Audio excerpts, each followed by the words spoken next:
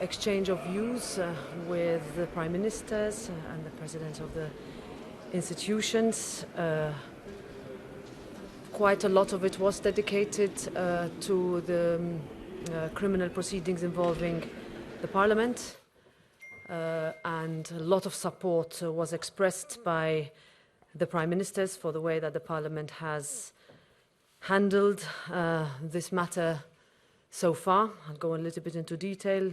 First of all, of course, these criminal proceedings involving the Parliament are damaging. They are damaging for democracy, for Europe, and for everything that we stand for.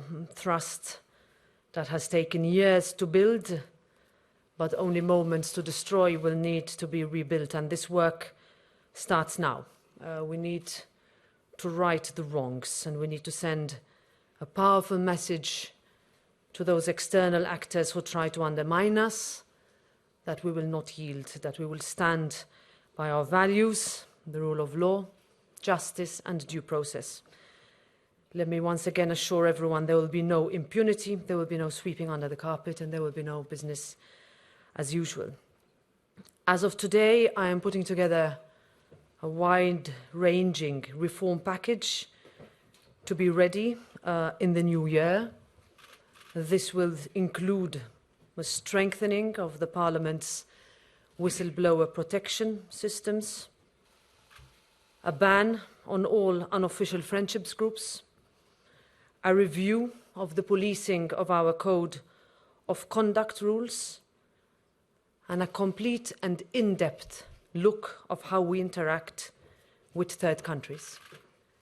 I will lead this work personally, and in doing so, I will consult widely, both internally and externally. Before the European Council started today, I, together with the Council President in Office, Prime Minister Fiala, and Commission President von der Leyen, signed two important declarations. The first, a declaration on digital rights and principles, putting our citizens and values at the heart of the digital transition. Second, the joint declaration on EU legislative priorities for 2023-2024. We committed to deliver on the reform of our energy markets, our climate ambitions, and to fix our migration and asylum rules that have not worked for years. This is especially important ahead of the 2024 European elections, where citizens will hold us accountable for how the European Union has responded to the current challenges. In the meeting with the leaders, I had a very strong message on behalf of the European Parliament on the broken promise that was made 11 years ago to Bulgaria and Romania. This needs to be fixed. There is no justifiable reason not to admit Bulgaria and Romania to the Schengen area. I also raised the current high energy prices, crippling our economy and making it impossible for families and businesses to make ends meet. We need to improve competitiveness, and we need to return to growth. And we must do this by sticking to our democratic values and by pursuing our climate agenda. The European Parliament believes that the United States Inflation Reduction Act should provide a platform for further EU-US leadership in climate action, in energy, in security, and for cooperation on the definition of common standards. But one thing is clear: now is not the time for a trade war with our allies. I also welcomed the unblocking of the €18 billion financial assistance package for Ukraine, which I signed yesterday following the vote in Parliament. I also called for a quick agreement on the 9th package of sanctions, and for the European Union to keep its promise to the Ukrainian people and President Zelensky to hold those responsible for war crimes to account. There can be no peace without justice. Final word, we had quite a long exchange with the Czech Prime Minister on the excellent work done by the Czech presidency, and I would like to publicly acknowledge that. I do that because what we thought, I think, was impossible at the beginning of this presidency has been done. When we promised that we would adopt REPowerEU before Christmas. We did that yesterday in the early hours of the morning. We unblocked the long-blocked migration package by voting on Eurodac earlier this week and by concluding the trialogues on reception and resettlement.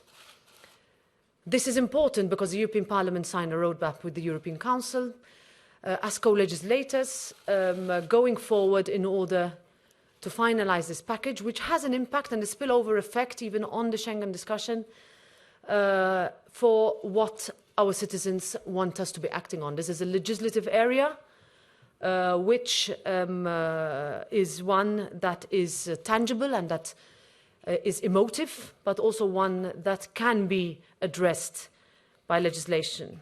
On Article 122, I reiterated the Parliament's position that the speed and effectiveness with which this Parliament has acted on legislation such as on gas storage, but also on REPowerEU, does not justify the need to use Article 122, except where it is exceptional and justified. And there was a commitment that was given to me in this regard by the leaders, both of the countries and of the institutions. Thank you, and happy to take any questions, please. Yes, you first. Thank you. Hello, Hi, Robert Hardman from good morning. The Daily Mail. Can I ask, you've said that European democracy is under attack. Strong words. There are those at this summit and officials who've suggested that it's really the European Parliament that's under attack. Is this a credibility issue for all the European institutions? And did you feel that your sentiment was shared by the leaders that you met today? Well, as you can see also, first of all, by the answers that were given by the Prime Ministers on their way in, commending the effectiveness of the way the Parliament has responded to this incident, to this attack. It is not one that stops here, which is why the reforms will need to be made. I also want to clarify that what we are talking about is an investigation that was conducted by the intelligence, law enforcement and judicial authorities of this country, which we have always cooperated with and which we did immediately upon being informed. But at the end of the day, this is also about criminal corruption. And it is about individuals who find themselves in a position, if I can say, where they do not refuse a bag of cash, but also in a position where a bag of cash is offered to them. So the strength of my words were inspired by that as well, because the hard work done by the European Parliament, made up of 705 members, while yes, overshadowed by what happened, should not take away from the fundamental principles that we hold dear, from the rules that we have already, can be tightened, can be improved, some can be overhauled. But at the end of the day, this corruption was investigated, was uncovered, and was caught. And it was caught because of the fact that there was full and open cooperation and coordination between the services of the Parliament and the authorities in this country, in Belgium, just like we would with the authorities in every country. Perhaps one word to add is we are also bound by national law in this regard, with regards to, for example, the lifting of privileges and immunities, with regards to how searches are conducted. So perhaps something that we could also look into. I didn't mention the transparency register yet. I hope to be able to get into a little bit of detail, but also in the way our criminal laws on a national level could be better aligned in order to be able to tackle such cross-border allegations, crimes and investigations, which would help also in terms of the way we respond as an institution, but also as to what we can do as all institutions. I think there was a sentiment in the room that institutions share the need for us to do things properly, and that is something that we will do. Yes, madam, please.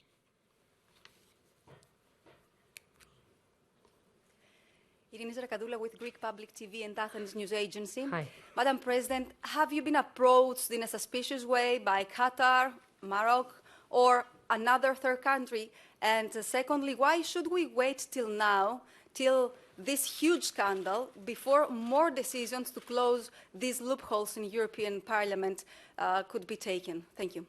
Thank you for this. Thanks for using the word loopholes. They are loopholes that will be filled if we talk, for example, about the activity of former members of the European Parliament, of who is currently on the transparency register, of who can enter the European Parliament. Now, again, this is a parliament of 705 members, different political groups, different activities.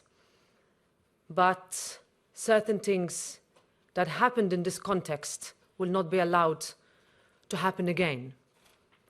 We will have to look at non-governmental organizations that are listed on the transparency register, those that are not, but are used as a front with regards to source of funding, with regards to ways of acting. I was asked this question on Qatar 3 weeks ago on an Italian television program. My answer was this, and it remains true today.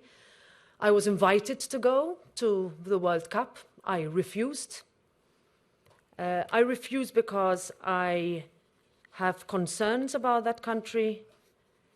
And in every opportunity that I had 2 meetings with representatives of the Qatar government in Brussels, where I received invitations, again, either to attend the World Cup or an open request from the Qataris to address the parliament, which I turned down. Thank you. Next question on this side now, please.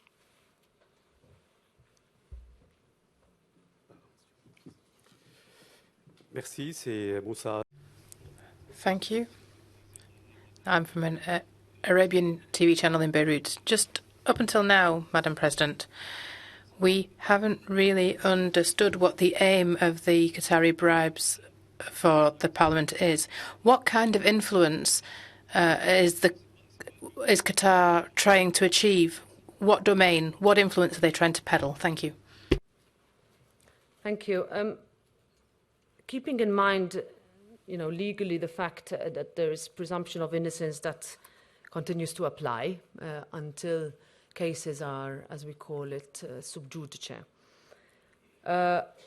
What I would say is, rather than the aims which you will have to ask the investigating authorities, is that we have responded with firmness and immediately with regards to making sure that the opening of the mandate for negotiations on visa liberalization with that country were stopped on Monday, sent back to committee for a full investigation to make sure and to see what kind of, and if any, interference or pressure, both financial or otherwise, was made on the individual members.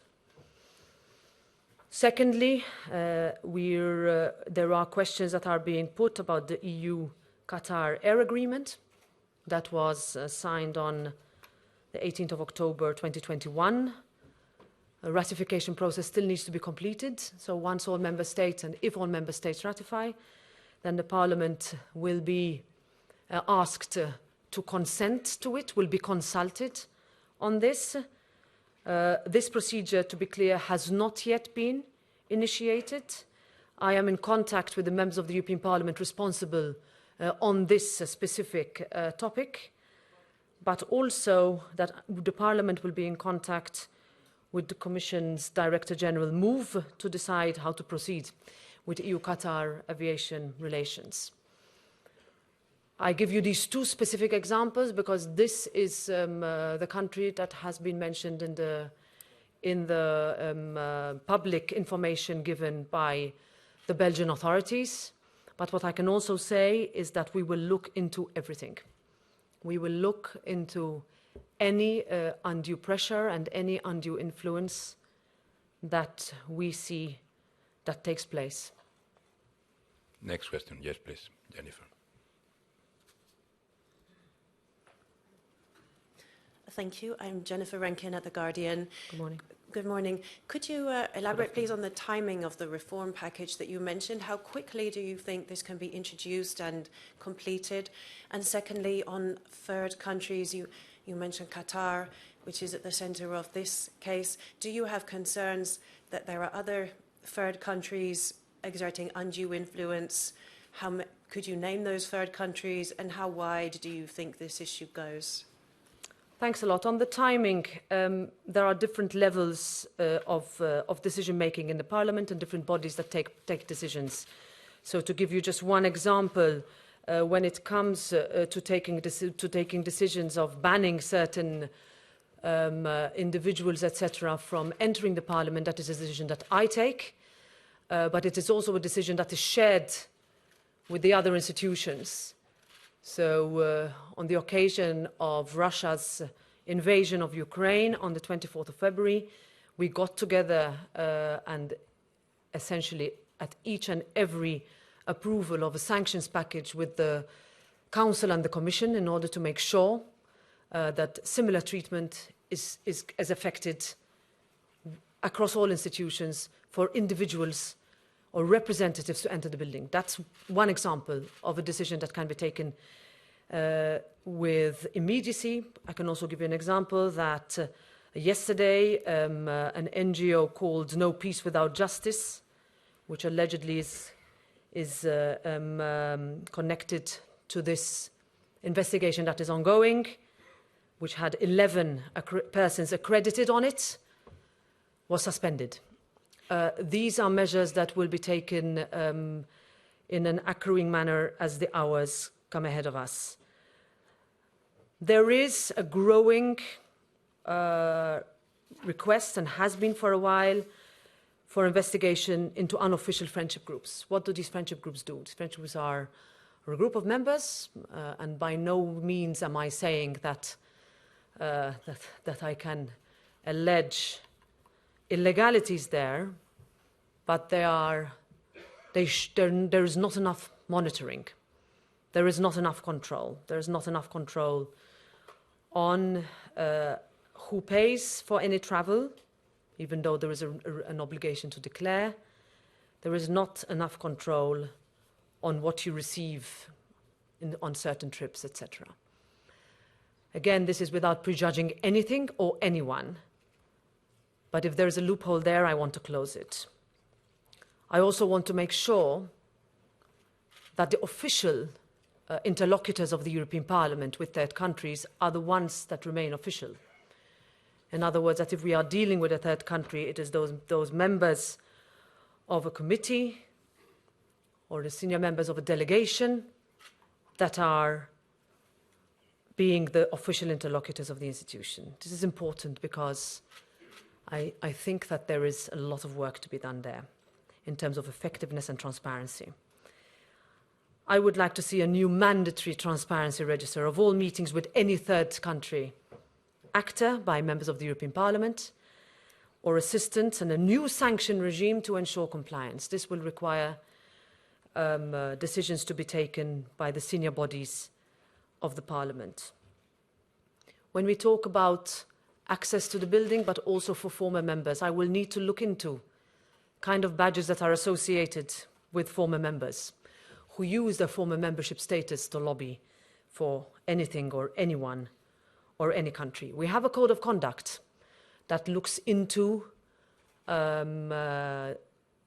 conduct of members of the European Parliament, but also we have a process whereby if you have information that can be given securely and anonymously that will be more, let's say, that will be structured.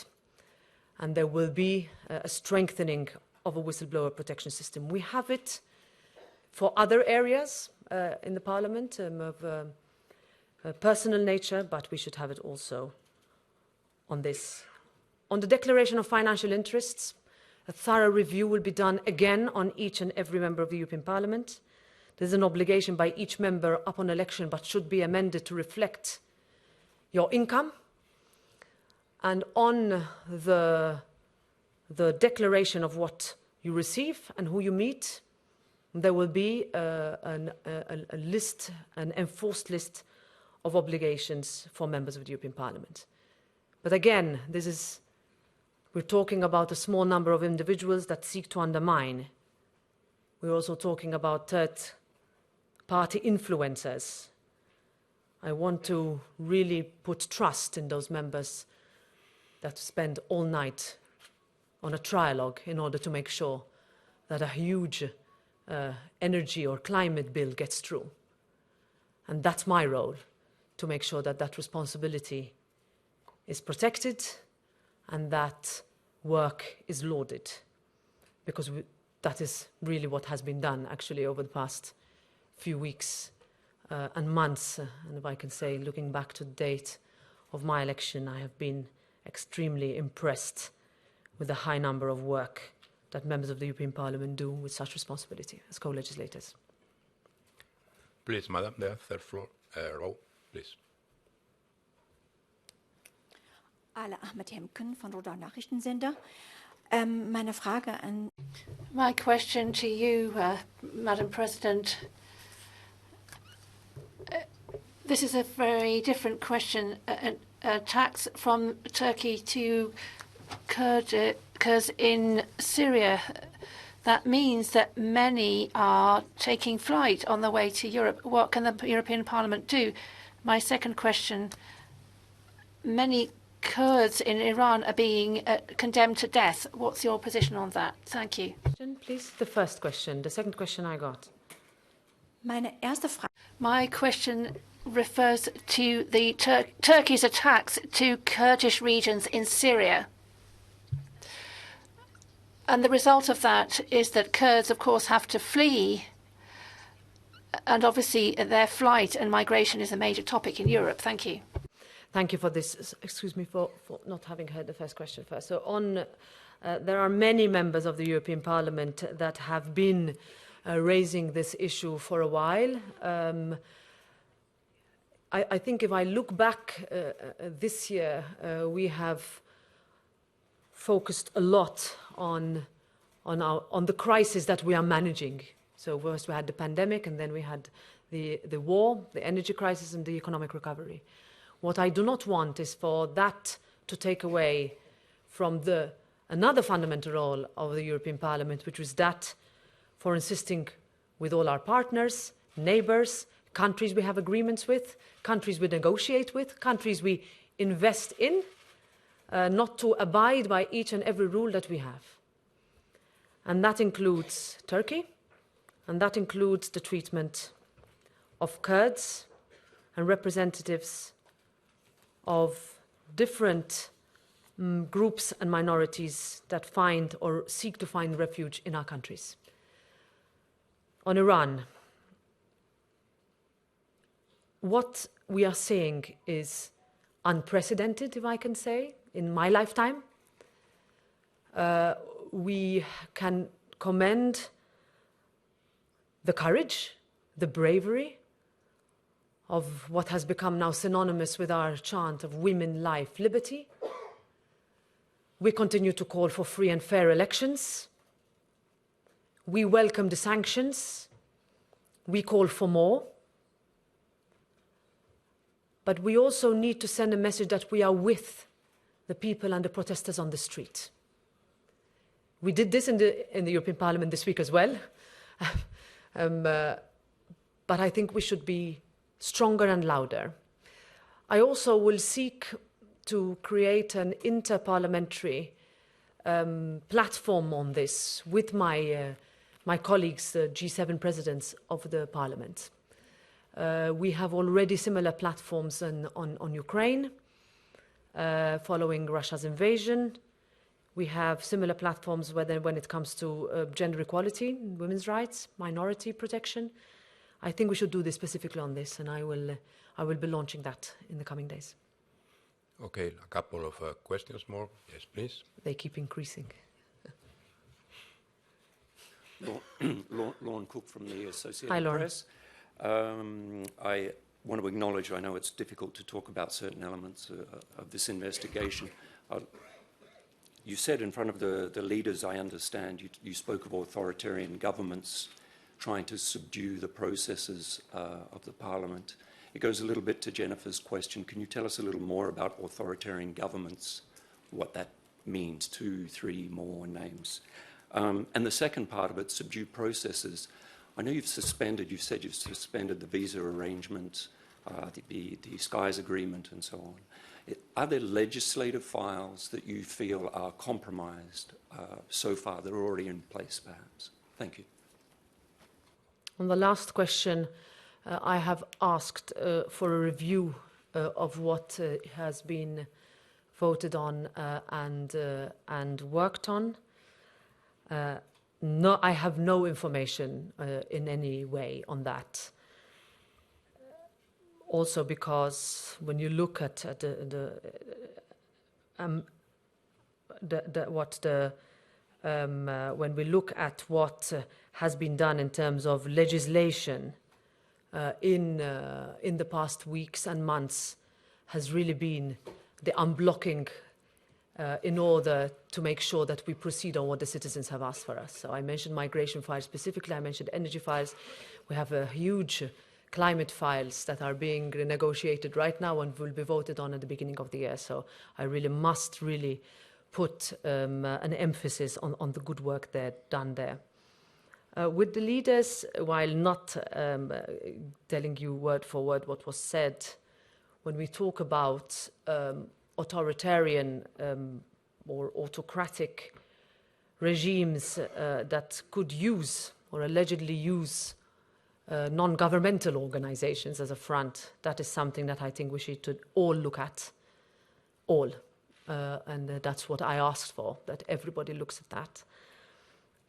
But I also refer to, when we talk about subduing the process, for example, on what happened only 3 weeks ago when the parliament was attacked because of a resolution calling Russia a state sponsor of terrorism.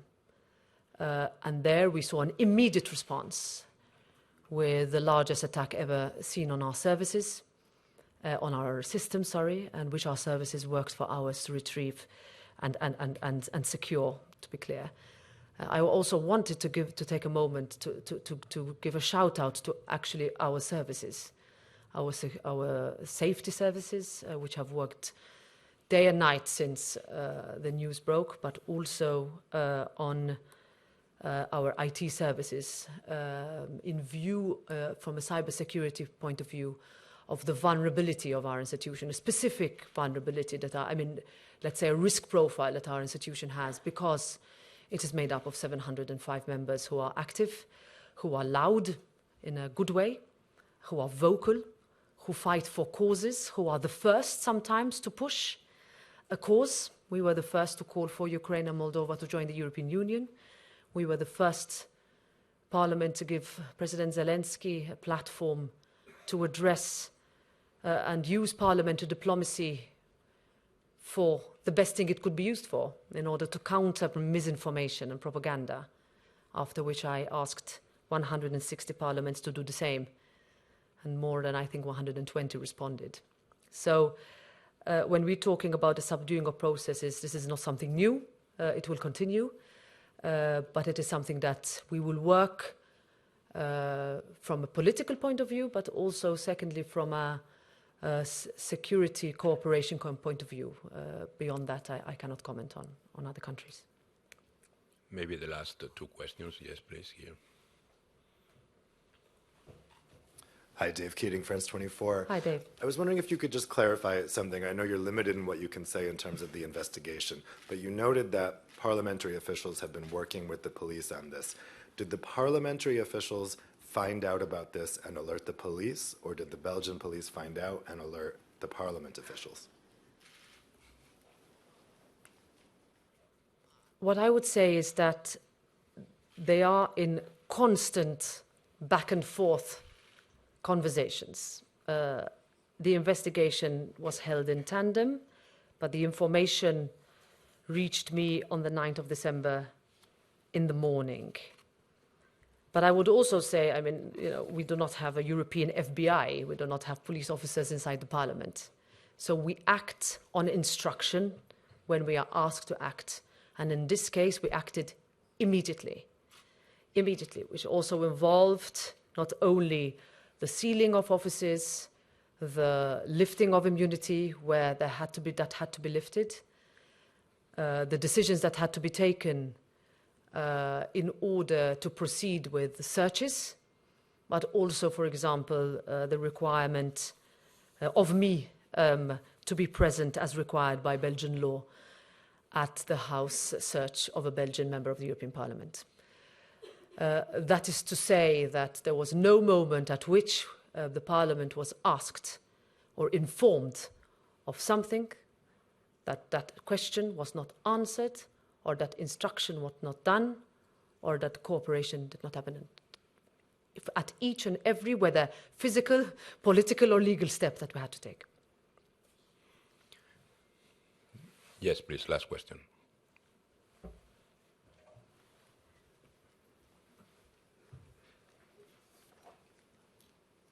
Hi, Max Delaney, AFP. Hi, Max. You hinted at the issue and skirted around it a bit, but will you now ban representatives of Qatar or any other government implicated in this corruption scandal from the premises of the European Parliament? That is one of the questions I would put to the Conference of Presidents immediately. That's how decisions are taken. That's how they were taken throughout my mandate and tenure as President of the European Parliament. But I can also tell you that our security and our individuals involved are very much alerted to the fact that they will have to take quick action on entry. Thank you very much. Thanks a lot. Thanks.